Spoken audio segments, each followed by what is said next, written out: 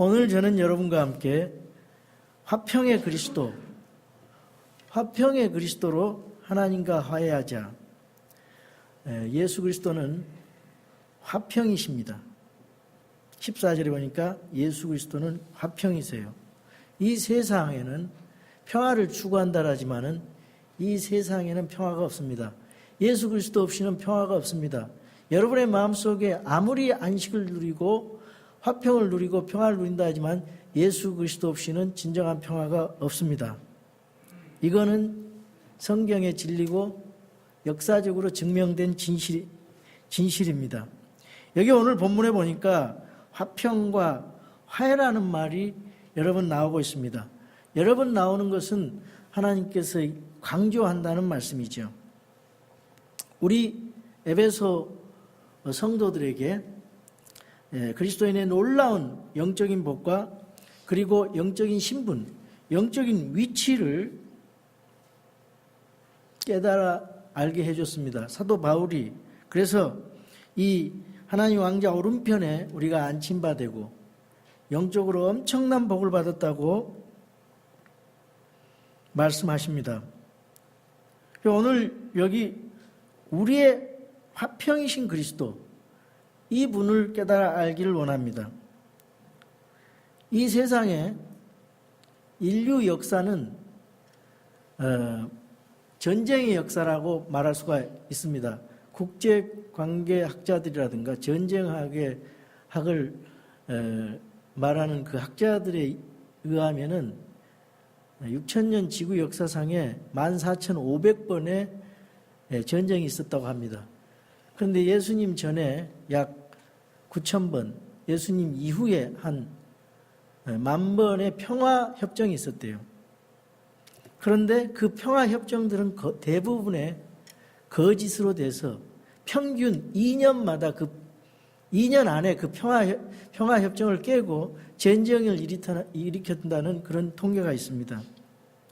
20세기에 들어와서도 1938년도에 9월에 독일의 베를린 그 뮌헨 평화협정이 있었는데 영국의 챔블레인 수상하고 그 독일의 히틀러하고 같이 평화를 선언했습니다. 그래서 이 챔블레인 수상이 우리 시대에 평화가 왔다 이렇게 말을 했는데 바로 딱 1년 만에 1939년 9월에 히틀러가 2차 대전을 일으켰습니다. 그래서 인간은 평화 회담을 하지만은 이것이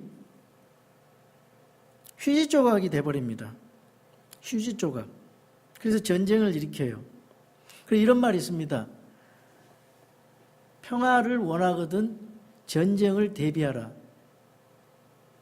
평화를 원하거든 전쟁을 대비하라. 왜냐? 인간의 성품이 약하기 때문에 이 약한 것을 그대로 두질 않아요. 강한 나라가 약한 틈만 보내면 공격을 해서 전쟁을 일으키기 때문에 평화 말은 좋죠. 설문조사에 평화를 원하십니까? 전쟁을 원하십니까? 아주 무지한 그런 설문조사를 정부에서 하고 있는데 얼마나 어리석습니까? 이 평화 회담이 자꾸 파괴되면서 전쟁이 일어나요. 20세기에 그러한 것들이 많이 일어났습니다.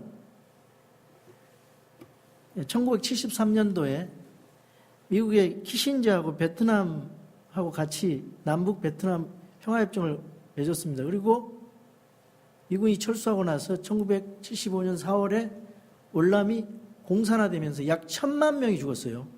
100만 명이 보트피플이 생겼어요. 정신 바짝 차려야 됩니다. 정전협정을 43만 건을 어겼어요. 53년 휴전 이후에. 그리고 3,000여 건의 크고 작은 국지전을 일으킨 북한입니다. 역사는 계속 반복되면서 전혀 인간들은 배우지를 못해요. 우리가 역사를 통해서 알 수 있는 진실은 역사를 통해서 아무것도 배울 수 없다는 것입니다. 인간은 계속해서 반복하면서 속고 어리석게 속는 것입니다.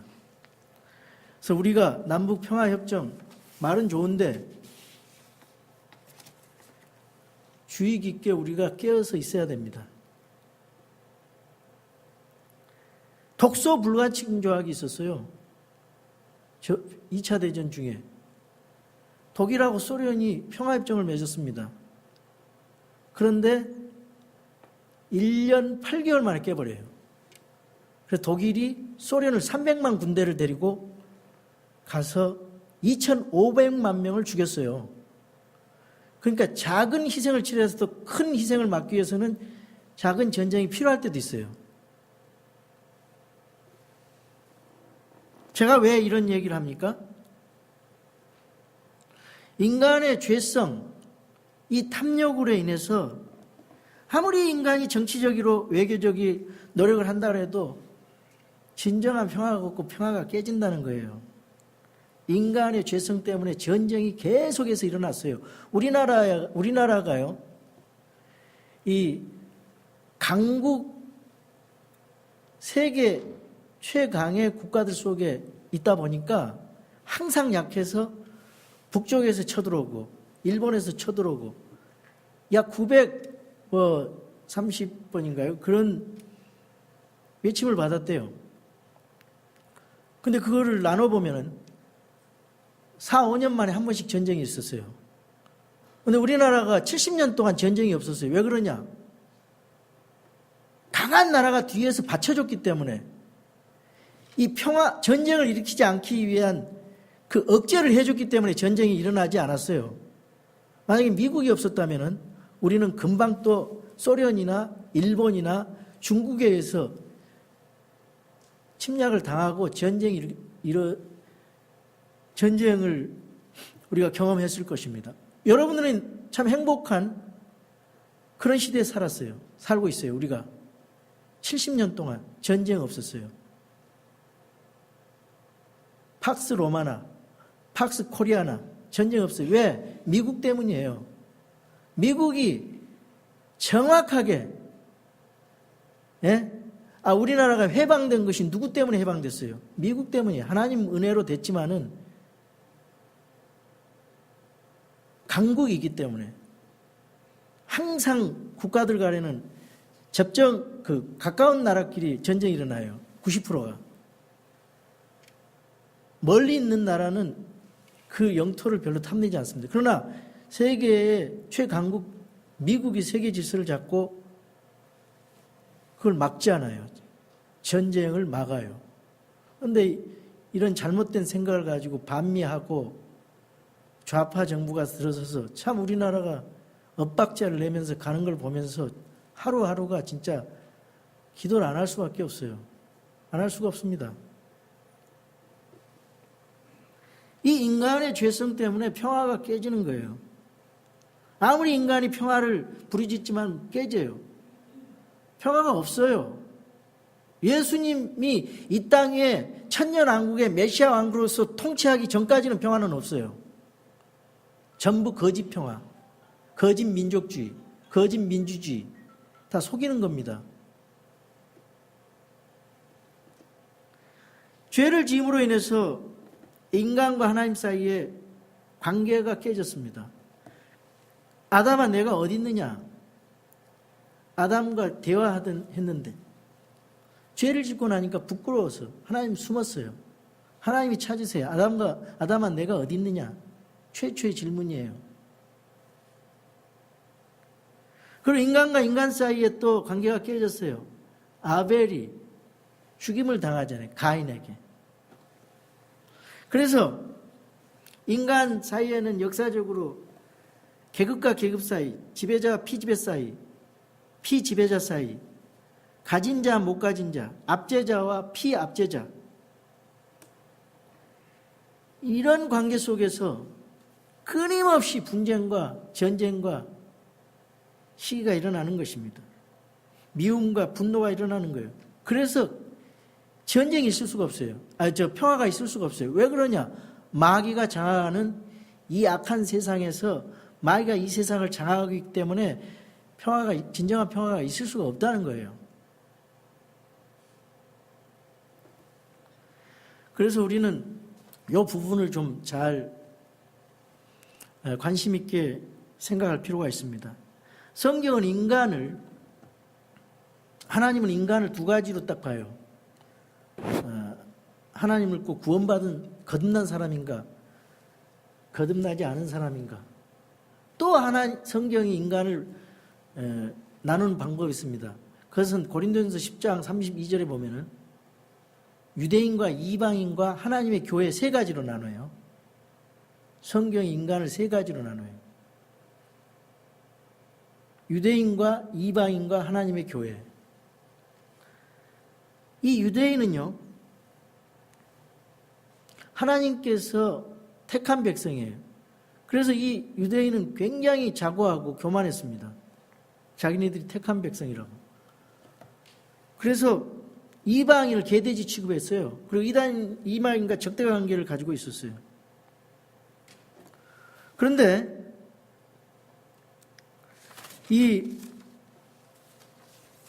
여기 이방인의 모습에 대해서 11절에 뭐라고 말씀합니까? 그러므로 너희는 에베소 교인, 에베소 성도들에게 그러므로 너희는 지나간 때는, 그리고 13절에 이제는, 예수님 믿기 전하고 믿은 후에 이렇게 비교를 해서, 육체로는 이방인이요. 그래서 이방인, 유대인들이 볼 때 이방인은 하나님 밖에 있는 사람이기 때문에 개돼지 취급했어요. 그런 이방인이요, 손으로 육체에 육체에 행하는 할례를 받아 할례자라 불리는 자들, 그 유대인들에 의해서 무할례자들이라고 불리던 자들, 무할례자들은 이방인이에요. 저와 여러분 다 이방입니다. 한국 사람들 이방인이에요. 미국도 이방인이에요. 유대인들에게 대해서는 다 이방인입니다. 유대인 아닌 건 다 이방인, 무할례자들, 그리스도 밖에 있던 자들이에요. 이스라엘 연방국가 밖에 있었던 외인들이라 그랬어요. 약속의 언약들에서 분리된 낯선 자라 그랬습니다. 성경 이방인을 그렇게 생각을 했어요. 수로보니의 여인이 와가지고 예수님한테 와서 좀 고쳐달라니까 박대했잖아요. 예수님도 1차적인 목적, 유대인을 구원하기 위해서 왔어요. 유대인을 위한 사역자로 메시아로서 왔어요. 예수님은. 그래서 거절해버리니까 주인의 밥상에 떨어지는 개들도 먹는다 그러면서 예수님한테 간청해서 그 나은 경험이 있잖아요. 그런 상태란 말이죠. 유대인들은요, 약속을 받았어요. 하나님으로부터 약속받았습니다. 하나님으로부터 언약을 받았어요. 하나님으로부터 하나님의 영광스러운 그 영광을 친히 목격한 경험한 사람들입니다. 하나님의 은혜를 받은 사람이에요.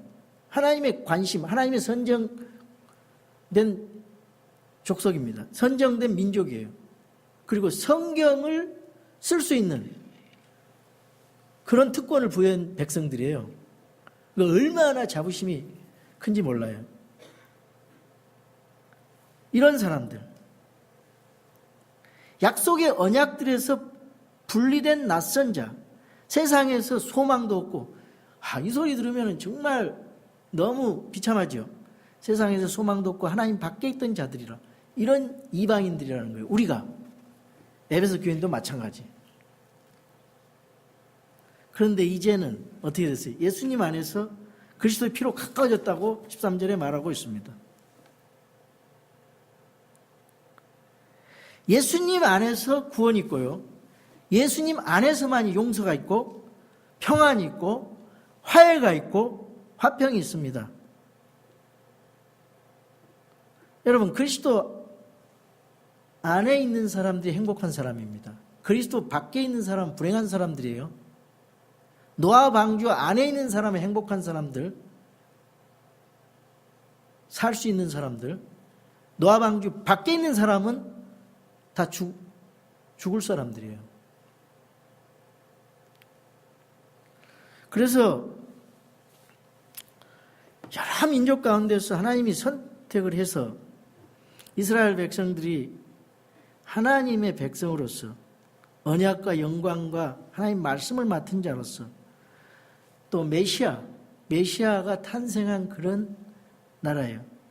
그런 약속을 받은 사람들인데 이방인들은 그것과 무관해요. 구원은 유대인에게 나옵니다. 그러니까 요즘 가짜 한국에 내가 재림 예수다 이렇게 말한 사람은 요한복음 4장 22절 말씀을 몰라. 깜빡 잊어먹고 그것만 알면은 안 속죠. 뭐 54명이 있다라는데 유대인에게서 나와요. 구원자는 유대인에게서 나온다 그랬어요. 동방에서 나온다 안 그래요. 그 성경의 동방은 바빌론입니다. 바빌론. 한국과 전혀 상관이 없어요. 우리 전도관 옛날에 그 전도관에 박태선 장로가 동방에 감람나무 그래가지고 속여서 다 속아 넘어갔죠. 유대인들에게 하신 약속이 있어요. 언약이 있어요. 그런데 여러분, 예수님 십자가 사건 이후로 이 교회에게 하신 약속이 있어요. 교회에게 하신 명령이 있고요. 교회에게 하신 언약이 있어요. 왜냐? 예수님 유대인과 이 적대관계에 있던 유대인과 이방인을 묶어서 하나님이 교회를 만들었거든요. 교회를 세우셨거든요. 그런데 유대인들이 예수님을 거부하고 십자가에 달려 죽인 다음에 어떻게 됐어요? 예루살렘 AD 70년대에 멸망당했죠. 이방인들이 충만한 수가 차기까지 유대인들은 완고해져서 안 믿는 거예요. 지금 유대인에게 복음을 전하면 절대 안 믿어요. 화를 냅니다. 왜 그런지 아세요? 역사적으로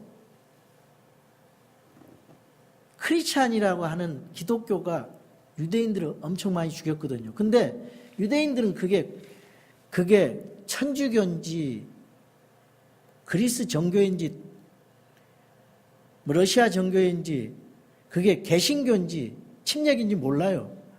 그냥 예수 믿는 그 싸잡아서 그런 기독교가 유대교를 핍박을 너무 많이 하고 죽였기 때문에 예수의 예자만 들어가면은 유대인들은 화를 내고 아주 강한 증오심을 가지고 있어요. 근데 그게 언제 해소가 되냐? 언제 예수님과 유대인들이 예수를 믿게 되냐? 대환란 때. 이사야 70일의 마지막 주. 예레미야가 말한 야곱의 고난의 때. 7년 대환란에 유대인들이 다 돌아옵니다. 대체신학하는 사람들은 그렇게 공부한 사람들, 그런 교회 다닌 사람은 이거 절대 몰라요. 죽었다 깨어나도 이거는 해석이 안 돼요. 왜? 대체신학이 그걸 꽉 막아버렸기 때문에. 문자적 해석을 막아버리고 모든 걸 대체해버리니까 성경의 계시가 풀어지질 않습니다. 그리고 이런 말 하면 이단이라 그래요. 참 기가 막힌 거예요. 적반하장도 기가 막혀요. 그래서 이제 유대인과 이방인이 하나로 됐어요. 사도행전에 보면 유대인들의 교회만 나와요. 처음에는. 근데 스데반이 죽은 그 다음부터는 10장부터 고넬료 사건이 있으면서 이방인에게, 사마리아에게 복음이 전파되잖아요. 빌립이 가서. 또 베드로는요, 레위기 11장인가요? 거기 나오는 부정한 음식 먹지 말라 그래가지고 베드로는 유대인이잖아요. 그러니까 자기 민족주의가 강해. 그래서 세계 선교를 못해요. 그걸 깨트린 사건이 그 고넬료 사건이잖아요. 그리고 환상, 부정한 음식이 바구니 내려서 하늘로 내려오니까 그 먹을 수 없다 그러니까 하나님께서 하나님이 깨끗하게 하신 것을 속되다 못하니까 먹으라. 거기서 깨달았어요. 그래서 베드로는 로마로 간 게 아니라 바벨론에 가서 복음을 전했다는 기록이 나와요. 그 로마에 가서 죽었다 그건 천주교 전설이고. 그래서 이런 유대인과 이방인이 이런 사건을 통해서 하나로 됩니다. 하나로. 그래서 교회예요.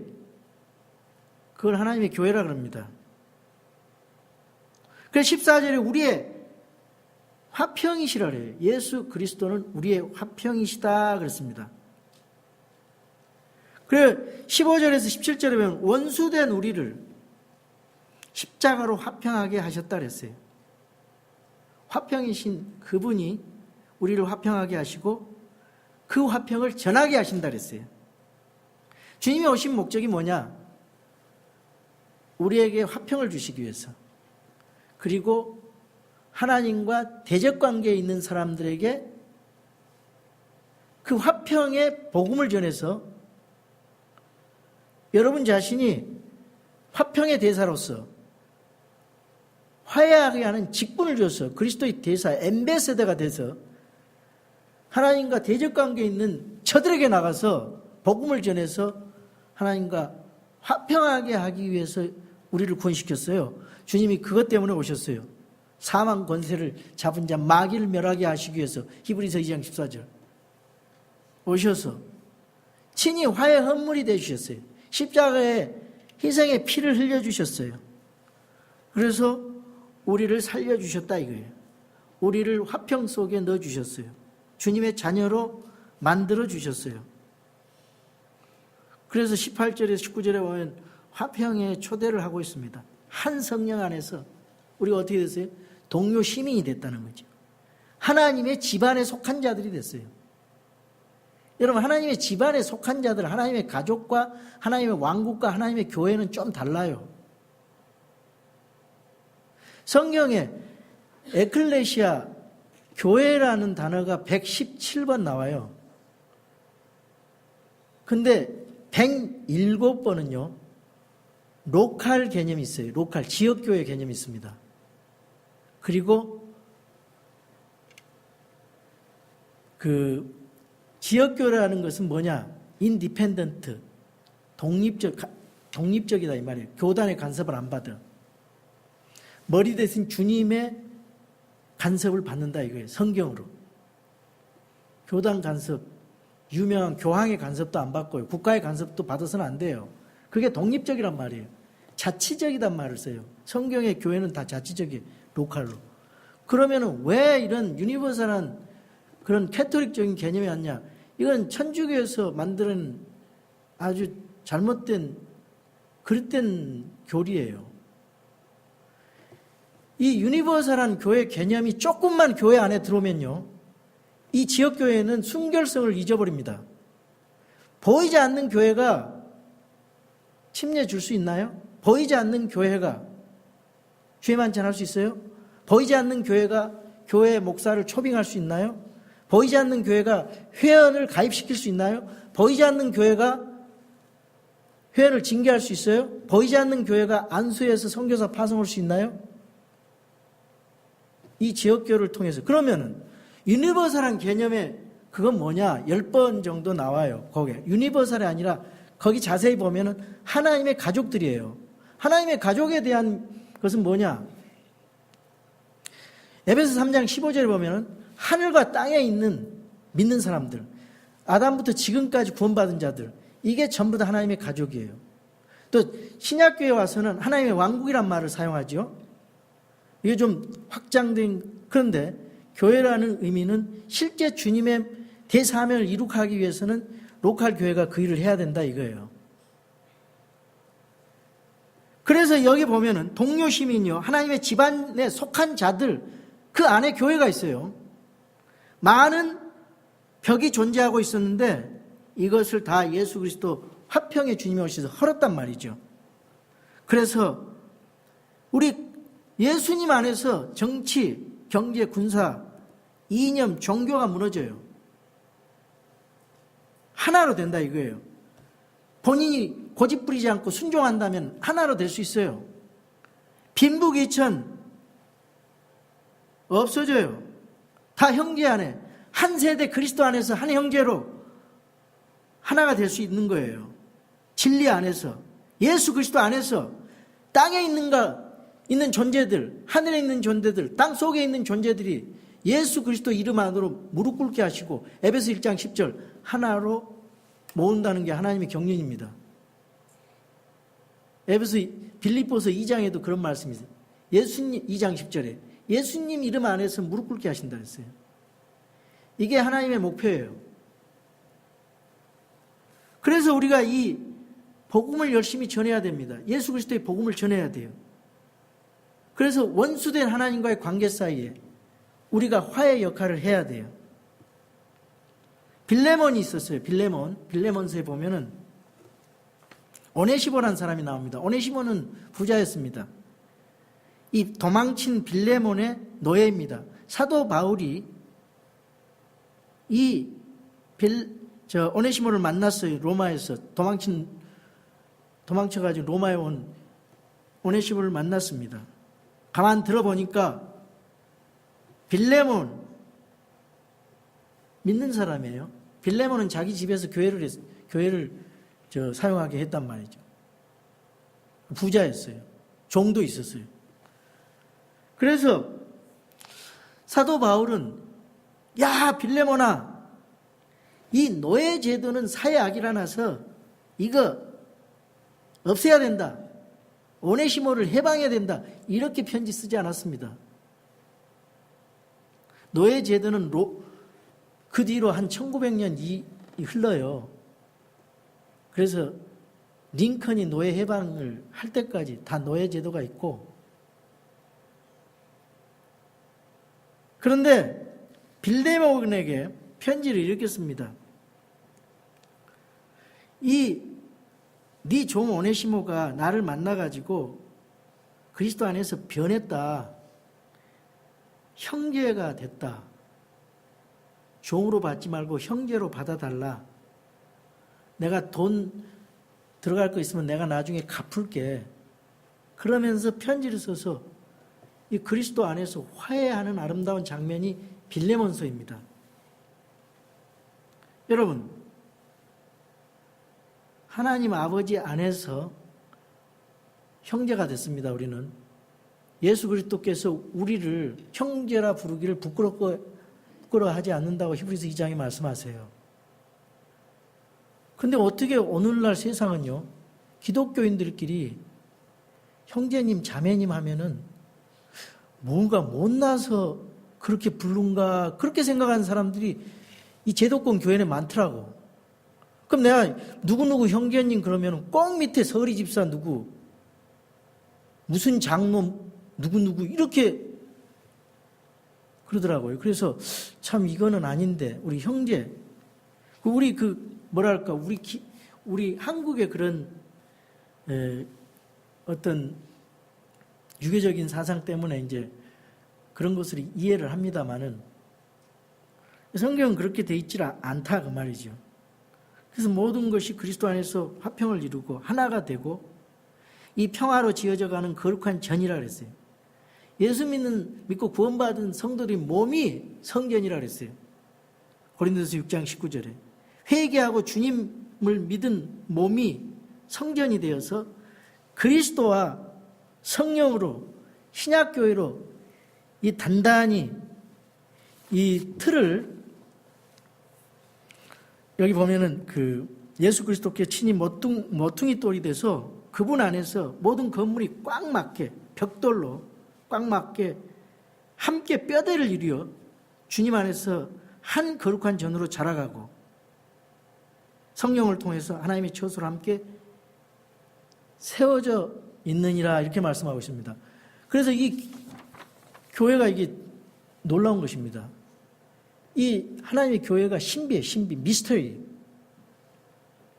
창세기 에베소 3장에 보면요, 이 구약 시대 때는 이 교회를 알려주지 않았어요.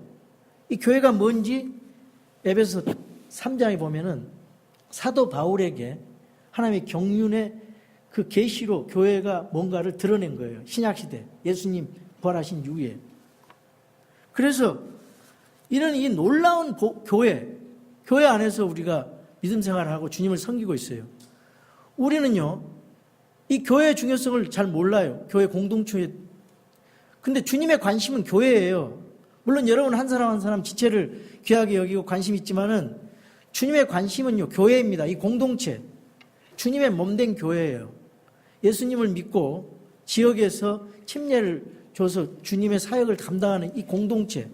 그래서 대사명을 줬어요. 너희는 가서 민족들을 가르치고 아버지 아들과 성령의 침례를 주고 내가 너에게 명령한 모든 것을 가르쳐 지키게 하라. 이 트리폴 3단 3가지 복음 전파. 첫 번째 콜링이 복음 전파예요. 두 번째는 침례 주고 가르쳐 지키게 하는 거예요. 양육과 이 교회에서 질서 있게 주님의 몸을 교회를 통해서 몸된 그 교회의 사명을 하는 것입니다. 그래서 주님의 관심, 피로 값주고 사신 교회에 관심과 사랑이 있어요. 그런데 우리는요, 이 교회론이 약하기 때문에 내 자신만 생각을 해요. 전체 공동체를 생각 안 하고. 근데 여러분 앞으로 생각을 바꾸셔야 됩니다. 교회에 무슨 일이 있으면요, 나오셔야 돼요. 주님이 이 교회를 중요하게 생각하고 사랑하기 때문에. 교회 지체가 무슨 장례식을 한다. 오셔야 돼. 이 사람 알든지 모르든지 오셔야 돼. 왜? 교회가 하는 일이니까 같이 섬겨주고. 교회에서 무슨 일이 있다. 그럼 오셔야 돼. 그거 개인적으로 그 사람과 관계가 없어도. 왜? 주님이 관심 갖고 사랑하는 이 교회가 뭔 일을 하기 때문에 와서 참여를 해야 돼요. 생각을 바꾸셔야 됩니다. 이 개인도 중요하지만 개인을 위해서 그런 게 아니에요. 그래서 예배를 드리고 교제가 함께 있어야 되고 이 교회를 통해서 선교가 이루어져야 되고 전도가 이루어져야 되고 말씀 선포가 이루어져야 되고 징계가 이루어져야 되고 주님의 그 어토리티 키를 가지고 정확하게 주님이 우리에게 맡기신 명령하신 그 3가지 그 일을 해야 됩니다. 예. 그래서 저는요, 설교를 3가지를 합니다. 밸런스 있게. 구원에 대한 설교를 해요. 구원을 받아야 돼요. 성화에 대한 설교, 구원받은 사람이 어떻게 살 것인가. 거룩한 삶을 살아야죠. 그리고 하나님의 계획과 경륜에 대한 설교를 해요. 그래서 일반 교회 목회자들 1310 성경을 들으면 앞뒤 다 자르고 중간에 있는 현 시대에 대한 주로 구약을 많이 교훈적인 설교를 하더라고요. 도덕적인 설교, 교훈적인 설교. 아니에요. 창세기부터 요한계시록까지 구석구석 하나님의 계획을 밸런스 있게 전체 가르쳐져서 예수님을 따라가는 예수님의 품성과 성품을 따라가서 바른 도덕적으로 윤리적으로 바른 기독교인이 되는 것도 중요하고 성화 측면에서 여러분이 정확하게 구원의 진리를 깨닫고 성화의 진리를 깨닫고 교회에 대해서 종말에 대해서 하나님의 경륜에 대해서 하나님이 여기 계획하시는 이 성경 이렇게 두꺼운 성경 말씀을 다 가르쳐줘야 돼요. 그래야 진짜 목사예요. 한쪽으로 치우치면 안 돼요. 영양실조 걸립니다. 누가 멀어서 툭 치면은 흔들려요. 이단이 와서 툭 치면 흔들립니다. 그러니까 이단을 방패하고 디펜스하고 그리고 그걸 이길 수 있는 힘을 길러줘야 되고 해충이 있으면 해충을 잡아줘야 되고 농부가 영양가를 비료를 줘야 되고 이게 밸런스 있게 이루어져야 돼요. 마지막으로 제가 성경 한 구절 읽고 마치겠습니다. 고린도 후서 5장 17절입니다. 고린도 후서 5장 17절. 여러분 이 말씀 가지고 꼭 마음에 들고 주님을 위해서 하나님 예수 그리스도의 화평의 그리스도이신 그분을 닮아서 여러분의 화평의 대사가 되세요. 화해의 대사가 되세요. 5장 17 그런즉 누구든지 그리스도 안에 있으면 그리스도 밖에 있으면 큰일 납니다. 교회 나가도 그리스도 밖에 있으면 큰일 나요. 누구든지 그리스도 안에 있으면 그는 새로운 창조물이라 옛 것들은 지나갔으니 보라 모든 것이 새롭게 되었도다. 또 모든 것이 하나님에게서 났으며 그분께서 예수 그리스도를 통하여 우리를 자신과 화해하게 하시고 또 화해하게 하는 사역을 우리에게 주셨으니 곧 하나님께서 그리스도 안에 계시사 세상을 자신과 화해하게 하시며 그들의 범법을 그들에게 돌리지 아니하시고 화해하게 하는 말씀을 우리에게 맡기셨느니라. 여러분 다 구원받은 사람은 화해하게 하는 말씀을 맡긴 그리스도에 대해서합니다. 그런즉 하나님께서 우리를 통해 너희에게 간청하신 같이 이제 우리가 그리스도를 위한 대사가 되어 그리스도를 대신하여 너희에게 간구하노니 너희는 하나님과 화해하라. 하나님과 먼저 화해했으면 다른 사람에게도 화해하게 하는 사역을 하고 화해하게 하는 말씀을 가지고 가고 화해하는 직분으로서 그 말씀을 증거해야 된다는 거죠. 하나님께서 죄를 알지 못한 그분을 우리를 위하여 죄가 되게 하신 것은 예수님 죄를 몰랐어요. 죄가 없어요. 죄들 알지도 못한 그분을 죄가 되고 저주가 되게 하신 것은 우리가 그분 안에서 하나님의 의가 되게 된다는 거예요. 그래서 예수님 죽으신 거에 대신 아무리 우리가 해봤자 할 수가 없어요. 그러니까 예수님이 이미 해놓으신 그 복음을 통해서 우린 담대하게 나갈 수 있는 것입니다.